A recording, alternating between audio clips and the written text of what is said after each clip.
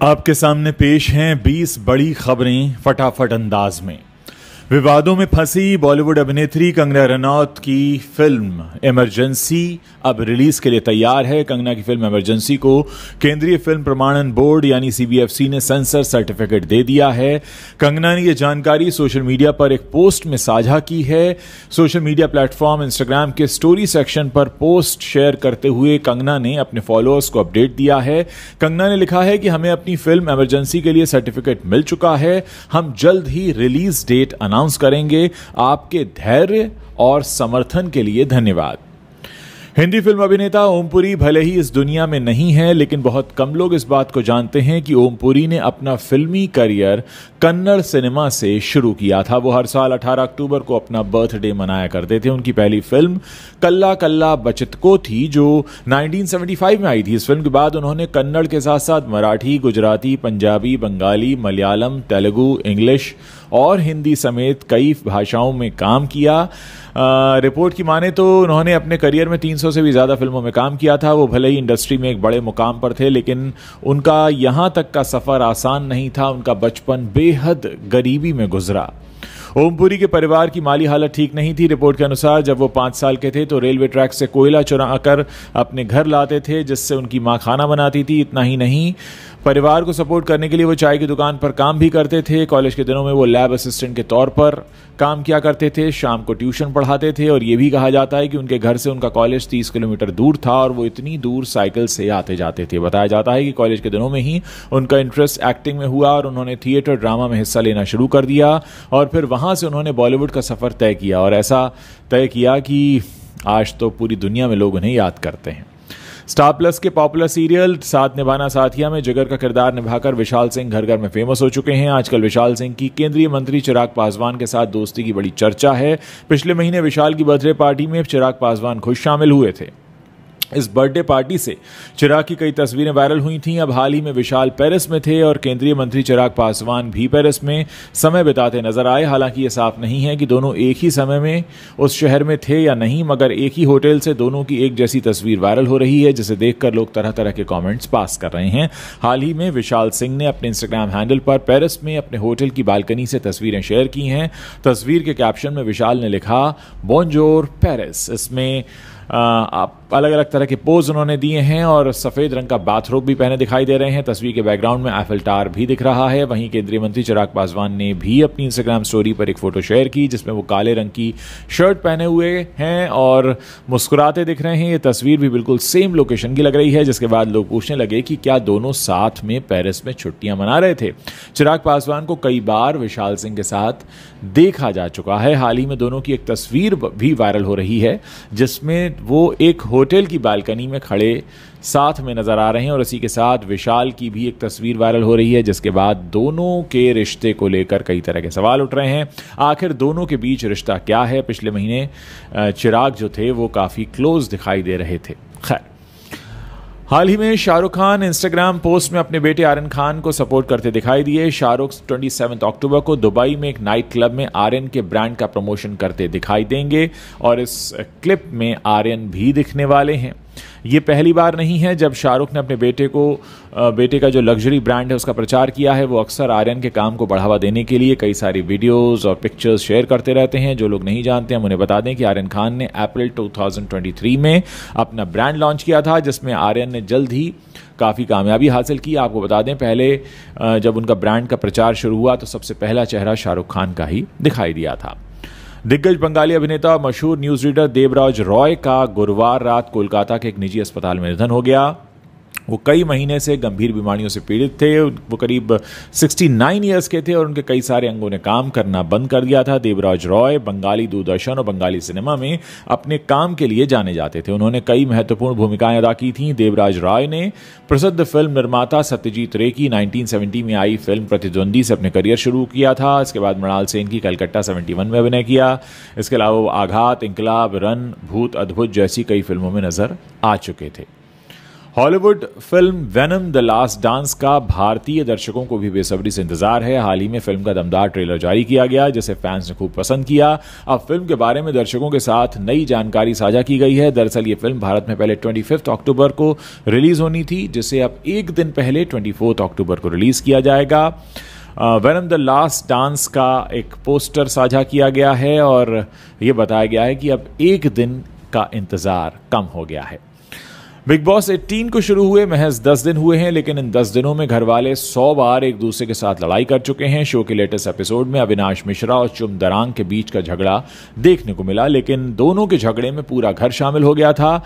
अविनाश को अपनी तरफ आता हुआ देख चुम डर गई और चुम को इस तरह से डरता हुआ देखकर रजत उन दोनों के बीच में आ गए। रजत ने अविनाश पर इल्जाम लगाया कि लड़कियां अविनाश की वजह से बिग बॉस के घर में सेफ महसूस नहीं करती। सिर्फ चुम दरांग ही नहीं बल्कि इस झगड़े के दौरान अविनाश ने आरफीन खान और करणवीर मेहरा से भी बदतमीजी की। उन्होंने आरफीन के प्रोफेशन का मजाक उड़ाया और करणवीर मेहरा को भी बॉडी शेम किया। जब अविनाश ने करणवीर से कहा कि उन्हें कोई जानता नहीं है, उनके बाल नकली हैं, तब करणवीर ने उनसे कहा कि तुम्हें मेरे बालों से क्या करना है, क्या तुम अपनी बहन की शादी मुझसे करना चाहते हो। तब अविनाश ने मुद्दा उठाया और वो करणवीर के साथ जोर जोर से लड़ने लगे। अविनाश का रवैया देखते हुए घर के 10 कॉन्टेस्टेंट्स ने बिग बॉस से अपील की है कि उन्हें शो से बाहर किया जाए। बिग बॉस की तरफ से भी अविनाश के लिए की गई अपील तुरंत मान ली गई और उन्हें शो से बाहर किया गया। अविनाश को इस तरह से बाहर जाता हुआ देख उनकी दोस्त ईशा सिंह और एलिस कौशिक फूट फूट कर रोने लगी। उन्होंने कहा कि अविनाश पर गलत इल्जाम लगाया गया है, वो उनके साथ बिल्कुल सेफ महसूस करती हैं और अगर वो शो से बाहर जाते हैं तो वो भी बिग बॉस के घर से बाहर चली जाएंगी। हालांकि जब बिग बॉस की तरफ से आखिरी घोषणा की गई तब अविनाश को घर से बाहर होना पड़ा, लेकिन उनके बाहर होने के कुछ समय बाद बिग बॉस ने उन्हें राशन के साथ बिग बॉस के घर के अंदर भेज दिया। परिणीति चोपड़ा ने हाल ही में अपनी लगातार यात्राओं के बारे में अपने फैंस के साथ खुलकर बात की है। हाल ही में वो अपने काम से ब्रेक लेकर एक लंबे टूर पर निकली हैं। वो अपने पति राघव चड्ढा के साथ एक करीबी दोस्त की शादी में टर्की गई थीं, जिसे अब तुर्की कहा जाता है। उन्होंने अपने इंस्टाग्राम हैंडल पर अपने फैंस के साथ शादी की कई तस्वीरें शेयर की। इसके साथ ही परिणीति ने अपने इंस्टाग्राम स्टोरी पर भी एक नोट शेयर किया। इस नोट में वो एयरपोर्ट पर नौकरी मांगती नजर आई। अभिनेत्री ने नोट में लिखा, पिछले 12 दिन की उड़ानें Bombay, Abu Dhabi, Washington DC, Virginia DC, Abu Dhabi, Dubai, Istanbul, Abu Dhabi, Dubai, Bombay, Delhi, कोई मुझे एयरपोर्ट पर नौकरी दिला दे। इतने सारे एयरपोर्ट पर घूम रही हैं इतने दिनों से। उनकी पोस्ट से साफ पता चलता है कि परिणीति चोपड़ा पिछले कुछ दिनों से खूब यात्राएं कर रही हैं। उन्होंने कार का भी एक वीडियो पोस्ट किया है जिसमें वो कैमरे की तरफ देखकर मुस्कुरा रही हैं। तुर्की की जो उनकी यात्रा है उससे कुछ दिन पहले परिणीति ने मालदीव्स में राघव चड्ढा के साथ अपनी शादी की पहली सालगिरह मनाई। परिणीति और राघव 24 सितंबर 2023 को राजस्थान के उदयपुर में जो लीला पैलेस है वहां पर उन्होंने शादी की थी, तो उनकी शादी को भी अब 1 साल हो गया है, तो एक पहली एनिवर्सरी उन्होंने मना ली है साथ में।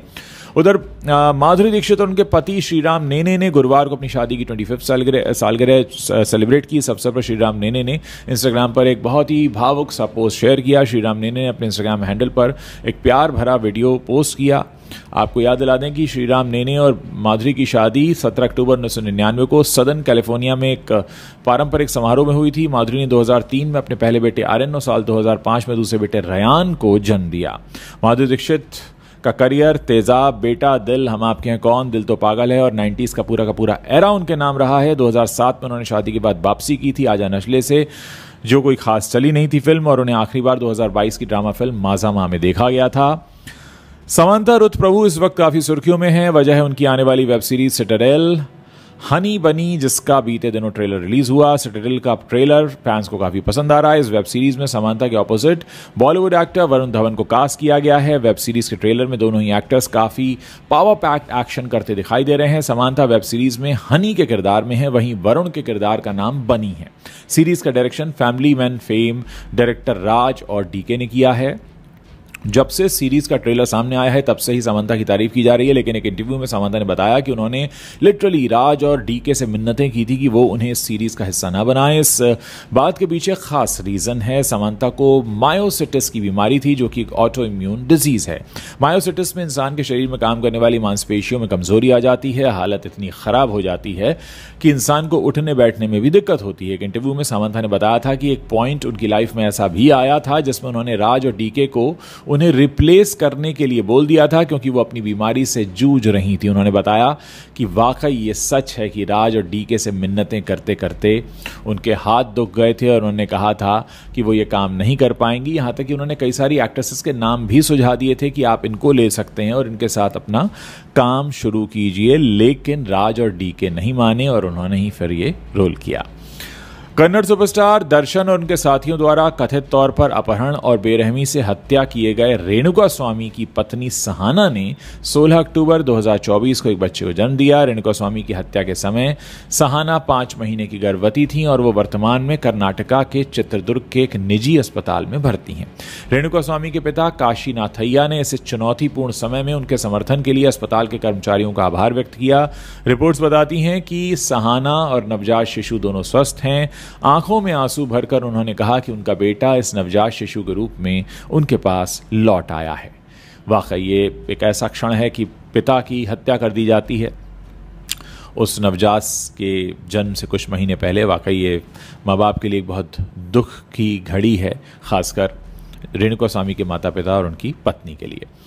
अरमान मलिक की खबर आ रही है, जिनकी कार का भयंकर एक्सीडेंट हो गया है। एक्सीडेंट के वक्त अरमान उसी कार में सवार थे। वीडियो शेयर करके अरमान ने अपने एक्सीडेंट की खबर सोशल मीडिया पर फैंस के साथ शेयर की है। कार की हालत देखकर फैंस काफी घबरा गए हैं। 2 पत्नियों वाले अरमान मलिक ने अपने इंस्टाग्राम हैंडल पर एक वीडियो शेयर किया। इस वीडियो में अरमान ने बताया कि आज से 1 हफ्ता पहले मैंने इस गाड़ी की शिकायत की थी। आज इसके साथ ऐसा ही हुआ। आज हम आ रहे थे मनाली से एक गाने का शूट करके, गाड़ी का पूरा टायर फट गया और गाड़ी डिसबैलेंस हो गई। हम मौत के मुंह में जाने से बच गए हैं। मैं गाड़ी में सो रहा था और योगेश गाड़ी चला रहा था, कृतिका पीछे बैठी थी। हमारे साथ जो घटना हुई है ऊपर वाले की कृपा है जो हम बच गए। इसके साथ ही उन्होंने कैप्शन में लिखा, आज हम मरते मरते बचे हैं। और इस वीडियो के सामने आते ही उनके फैंस काफ़ी चिंता में डूब गए हैं। इस पर कई तरह के रिएक्शंस आ रहे हैं। दिव्या भारती की मौत आज भी एक पहेली है। उनकी मौत के बारे में अभी तक कोई सच नहीं जान पाया है। कई साल बाद भी दिव्या की आत्मा अभी भी भटक रही है। जी हाँ, ऐसा कहा जाता है। मौत के बाद कई लोगों ने उसको देखा है अलग अलग तरीके से। अब मैं आपको याद दिला दूं कि मौत हुई थी 5 अप्रैल 1993 को। उन्हें श्रीदेवी की हमशक्ल कहा जाता था। दिव्या भारती की मां ने खुलासा किया था कि दिव्या उनके सपने में आती थी और उन्हें कुछ कहने की कोशिश करती थी। हालांकि वो क्या बताना चाहती थी ये तो किसी को भी समझ में नहीं आता था। इस बात का दावा खुद दिव्या की मां ने अपने एक इंटरव्यू में किया था। आपको बता दें कि दिव्या भारती अपनी फिल्म लाडला अधूरी छोड़ गई थी, जिसे पूरा करने के लिए फिर श्रीदेवी को इसमें साइन किया गया। जब सेट पर फिल्म की शूटिंग शुरू हुई तो वहां एक अजीब सी घटना हुई जिससे पूरी टीम डर गई, जिसका जिक्र रवीना टंडन ने एक इंटरव्यू में किया था। रवीना ने बताया था कि जिस सीन को शूट करते समय दिव्या अटक रही थी, उसी सीन और डायलॉग पर श्रीदेवी भी अटकने लगी। ये देखकर सभी डर गए। रवीना ने बताया कि उन सभी को अंदर से एक झुरझुरी सी महसूस हो रही थी। इसके बाद सब सेट पर गायत्री मंत्र का जाप करने लगे, जिसके बाद सेट पर पूजा अर्चना की गई और फिर दोबारा से शूटिंग शुरू की गई। आपको बता दें कि दिव्या भारती ने 18 साल की उम्र में ही साजिद नाडियाडवाला से शादी कर ली थी। दोनों की मुलाकात शोला और शबनम के सेट पर हुई थी। हालांकि दिव्या के पिता ओम प्रकाश इस शादी के खिलाफ थे क्योंकि साजिद मुस्लिम थे जबकि दिव्या हिंदू थी। शादी के 1 साल बाद ही अपार्टमेंट की खिड़की से गिरकर दिव्या की मौत हो गई थी। हालांकि वो कैसे गिरी, उनकी मौत आत्महत्या थी या मर्डर, इसका खुलासा आज तक नहीं हो पाया है। बात करेंगे टीआरपी की। बीएआरसी की 41st वीक की जो टीआरपी लिस्ट है वो आ गई है। 9 महीने के ब्रेक के बाद बिग बॉस के सीजन 18 के साथ टीवी पर एंट्री करने वाले सलमान खान ने सीधे रूपाली गांगुली के सबसे पॉपुलर शो अनुपमा का काम तमाम कर दिया है। बिग बॉस के ओपनिंग एपिसोड की टीआरपी 2.3 है और अनुपमा की इस हफ्ते की रेटिंग भी 2.3 है। लेकिन फर्क इतना है कि सलमान ने पहले बॉल पर ही 6 मार दिया है, यानी सिर्फ 1 दिन में ये रेटिंग हासिल कर ली, जबकि अनुपमा को 6 दिन देने पड़े तब उनको 2.3 की रेटिंग मिली है। अनुपमा को पीछे छोड़ने के साथ साथ सलमान खान के बिग बॉस ने एक और कमाल करके दिखाया है। कलर्स टीवी का ये शो अमिताभ बच्चन के कौन बनेगा करोड़पति और करिश्मा कपूर के इंडियाज बेस्ट डांसर को पीछे छोड़ते हुए नंबर 1 रियलिटी शो की लिस्ट में शुमार हो गया है। बिग बॉस के हर दिन ऑन एयर होने वाले एपिसोड की यानी वीकडेज की एवरेज टीआरपी फिलहाल 1.5 है, वहीं 2.3 है सलमान वाले एपिसोड की। और बिग बॉस की टीआरपी इसी तरह दो तरह से नापी जाती है, एक तो सलमान के एपिसोड की आती है और एक वीकडेज की आती है। तो इधर हम अमिताभ बच्चन के केबीसी की बात करें तो उनकी रेटिंग 0.8 है, करिश्मा कपूर के इंडियाज़ बेस्ट डांसर की रेटिंग 0.7 है। इन दो शो के अलावा म्यूजिक की दुनिया के कई दिग्गज होने के बावजूद जी टीवी के सारेगामा की रेटिंग सबसे कम यानी 0.6 आई है। बॉलीवुड एक्ट्रेस तमन्ना भाटिया को लेकर एक बड़ी खबर सामने आ रही है। तमन्ना को ईडी ने पूछताछ के लिए बुलाया था। गुवाहाटी के ईडी दफ्तर में तमन्ना भाटिया से लगभग 8 घंटे पूछताछ की गई। रिपोर्ट के अनुसार तमन्ना को ईडी ने HPZ ऐप पर इंडियन प्रीमियर लीग यानी IPL मैचों को अवैध रूप से देखने को बढ़ावा देने के आरोप में तलब किया गया था। तमन्ना भाटिया ने HPZ ऐप में IPL देखने के लिए प्रमोशन किया था। तमन्ना दोपहर करीब 1:30 बजे गुवाहाटी में ईडी के ऑफिस पहुंची। उनके साथ उनकी मां मौजूद थीं। अभिनेत्री को कथित तौर पर HPZ ऐप पर इंडियन प्रीमियर लीग मैच देखने के प्रमोशन के लिए एक मोटा पैसा दिया गया था और उनको इसी पूछताछ के लिए बुलाया गया कि आखिर उन्होंने इसका प्रमोशन क्यों किया। अब तक ईडी ने इस मामले में 497 करोड़ रुपीस के आसपास की चल संपत्ति जब्त कर ली है।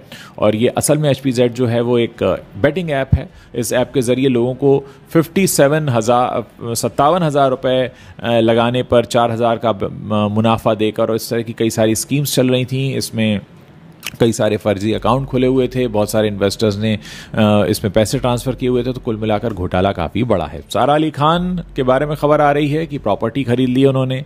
अपनी मां अमृता के साथ मिलकर 2 महंगी प्रॉपर्टी में निवेश किया है। माँ बेटी की ये जो जोड़ी है इसने 2 ऑफिस खरीदे हैं। और आपको बता दें कि सारा ने अपनी मां अमृता सिंह के साथ मिलकर अंधेरी वेस्ट जो इलाका है मुंबई का, वहाँ बीरा देसाई रोड है और वहाँ पर एक सिग्नेचर बिल्डिंग है। यहाँ करीब 22 करोड़ 26 लाख रुपए में 2 ऑफिस खरीदे हैं। और Veer Savarkar projects private limited से ये प्रॉपर्टी खरीदी गई है जिसकी स्टैम्प ड्यूटी करीब 1 करोड़ 33 लाख है। और floortap.com के मुताबिक सारा के इन दोनों नए ऑफिस का एरिया करीब 2000 स्क्वायर फीट है। इनमें 3 पार्किंग है और हर ऑफिस की कीमत करीब 11 करोड़ 13 लाख है। दोनों ऑफिस के लिए डील 10 अक्टूबर को रजिस्टर हुई थी।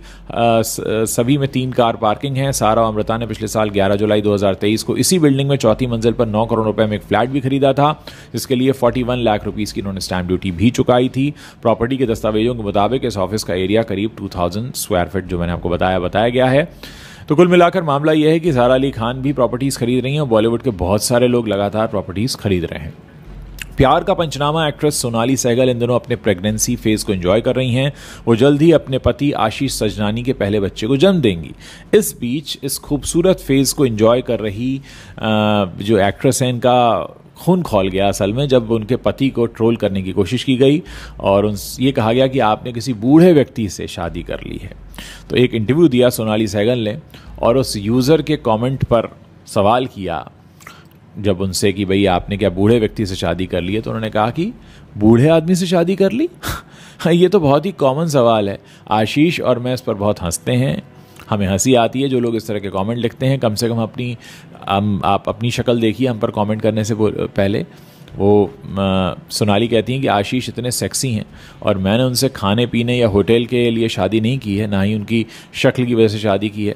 आपको बता दें कि सोनाली सहगल ने अपने से 7 साल बड़े बिजनेसमैन आशीष सजनानी से 7 जून 2023 को शादी की थी। शादी से पहले इस कपल ने एक दूसरे को लंबे वक्त तक डेट किया था। साल 2021 में रिलीज हुई फिल्म शेरशाह के बाद सिद्धार्थ मल्होत्रा और कियारा आडवाणी किसी भी फिल्म में साथ नहीं दिखे हैं। हालांकि अब लगता है कि दोनों की एक जोड़ी जो है ये एक बार फिर से पर्दे पर दिख सकती है। दोनों की एक फिल्म को लेकर जानकारी सामने आई है। सिद्धार्थ और कियारा की जिस फिल्म की हम बात कर रहे हैं अभी उसका नाम तो सामने नहीं आया है, लेकिन ऐसा कहा जा रहा है कि इस फिल्म को दिनेश विजन की जो प्रोडक्शन कंपनी है मेडॉक फिल्म्स वो बनाने वाली है।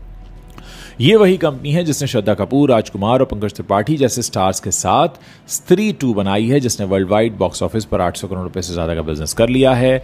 उधर यामी गौतम बहुत खुश हैं अपने पिता मुकेश गौतम के राष्ट्रीय पुरस्कार जीतने से।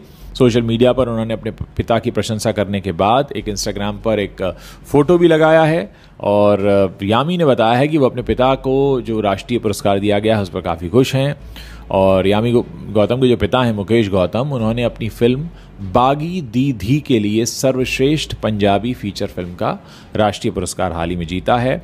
सोशल मीडिया पर पोस्ट साझा करके यामी ने कैप्शन में एक लंबा सा नोट भी लिखा है। वो लिखती हैं, काश मैं बता पाती कि इस समय मेरा दिल कितना खुश और भावुक है। मेरे पिता मुकेश गौतम का राष्ट्रीय पुरस्कार जीतना इस बात का सच्चा प्रमाण है कि समय की कसौटी पर खरा उतरने और इसे साकार बनाने के लिए आपको किसी और की नहीं बल्कि अंतरात्मा की आवाज़ सुनने की ज़रूरत होती है। बात करेंगे मलाइका अरोड़ा की, जिनके लिए बीता वक्त कुछ मुश्किलों से भरा रहा। हाल ही में मलाइका ने अपने पिता अनिल मेहता को खोया है। उनके पिता अनिल ने अपने ही घर की बिल्डिंग से कूदकर सुसाइड कर लिया था। पिता की मौत ने मलाइका को बुरी तरह तोड़कर रख दिया था। इस खबर ने पूरी इंडस्ट्री को भी हिलाकर रख दिया था। इस बीच अब मलाइका ने पिता की मौत के बाद पहली बार बात की है। मलाइका ने बताया कि अब उनका हाल कैसा है। मलाइका अरोड़ा ने हाल ही में ग्लोबल स्पा मैगजीन को अपना इंटरव्यू दिया। इस दौरान उन्होंने अपनी ज़िंदगी के उन पलों के बारे में खुलकर बात की है जिनसे निपट पाना उनके लिए बेहद मुश्किल रहा। इंटरव्यू के दौरान मलाइका ने कहा, लाइफ बहुत हेक्टिक है और काम तो आपको करना ही है, जो कि यूनिवर्सल है। मेरे लिए इस तरह की लाइफस्टाइल को मेंटेन करना काफ़ी ज़रूरी है ताकि मैं इस टॉप ऑफ द गेम में बनी रहूं। मैं रोज़ाना हर चीज़ के लिए अपना डेली रूटीन फॉलो करती हूं, फिर चाहे सुबह जागना हो, वर्कआउट करना हो या फिर कुछ खाना हो या आराम करना हो। मलाइका कहती हैं कि आपका स्वास्थ्य और आपकी लाइफस्टाइल दोनों बहुत ज़रूरी हैं। मैं इस बात का ध्यान रखती हूँ कि मेरे दिमाग के लिए क्या ज़रूरी है और मेरे शरीर और दिमाग के लिए क्या अच्छा है और क्या नहीं, फिर चाहे वो सेल्फ केयर हो, वर्कआउट हो या मेडिटेशन हो। ज़रूरी है कि आप उस पर फोकस करें जो मेंटली, फिजिकली और इमोशनली आपको बैलेंस करे।